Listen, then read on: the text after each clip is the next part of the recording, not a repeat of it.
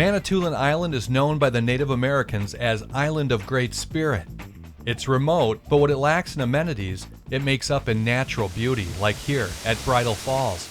And did I mention the island is surrounded by shipwrecks? I'm all by myself and without a boat, so wrecks like the India, Northwind, and Emma Thompson are sadly off limits today.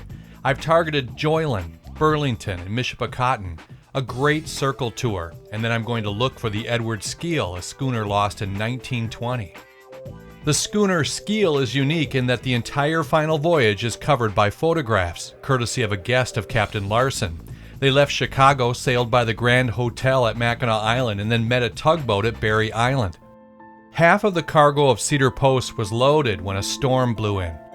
It washed away the brand new lifeboat, and the captain made a Cedar Post raft and went ashore to retrieve the yawl boat. They used a line to ferry the crew and the guest off of the ship, and the Skeel was stuck on Berry Island forever. Aerial photography of the island has given up locations of my other wrecks, the Joyland and Mississagi, and the Burlington is well documented by the Mississagi Lighthouse. But what of the Skeel? A bad reflection on the water hides the final location, and no one seems to know of a wreck on Julia Bay. I arrive on the island at 2 a.m., too late for hotels, so I look for what looks like a share-a-ride lot, and I camp there in Chateau La Traverse. I wake up to find it's a used car lot in Gore Bay, next to the police station.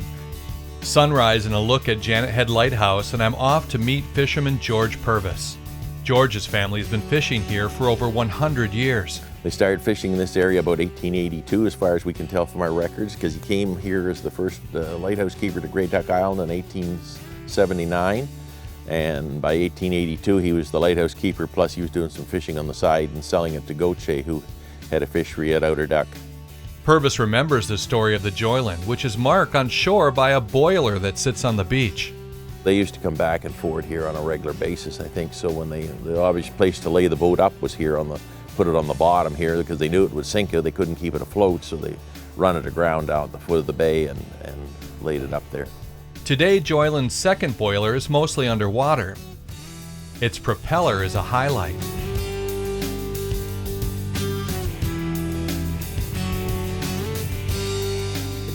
There is no easy access to this wreck. It's a walk through the marsh or thick forest, and it's private property. Ask George for permission first. Next dive is on the far west end of Manitoulin. It's a dusty ride near the Lafarge limestone quarry to Mississagi Lighthouse. It was rumored that the Griffon was found here in the 1930s. The skeletons of its crew were found in a cave. Bones of that wreck are stacked inside a shed at the museum. Between campsites 1 and 2 lies the Burlington, lost after a fire in August of 1895. Rumors still circulate on the island that this was an insurance job, but what is known is Captain Bowen was coming to the Mississagi River to load lumber. Newly rebuilt for the Grumman Line, Burlington had sunk the year before, after catching fire in Windsor. After the dives, I headed for Berry Island to look for access to where the Skeel was lost.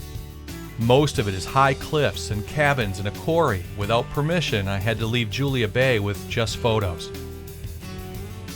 On my way home, I stopped at Cook's Dock near Silver Water. The water here isn't as clear as it was at Burnt Harbor, but locals swear the wreck is only 180 yards off the dock. I found it after a quarter-mile swim there and back. This is my final mission. Unfortunately, by the time I swam all the way across that bay, the battery on my little camera died, so no images on the Mississagi. It's a freighter that caught fire and they pushed it away from Cook's Dock here to keep it from burning up the dock. And it landed just before that point over there, and all that's left is about the very bottom half of about 5 feet of the hull. The ride home was 9 hours, and I finally found fast food at Subway on the mainland. Manitoulin is amazing if you call ahead and find a bed and breakfast, but don't expect a lot of gas stations, fast food, or rest areas. But with the wreck of the Skeel still out there, somewhere, I'll be back to the Island of Great Spirit.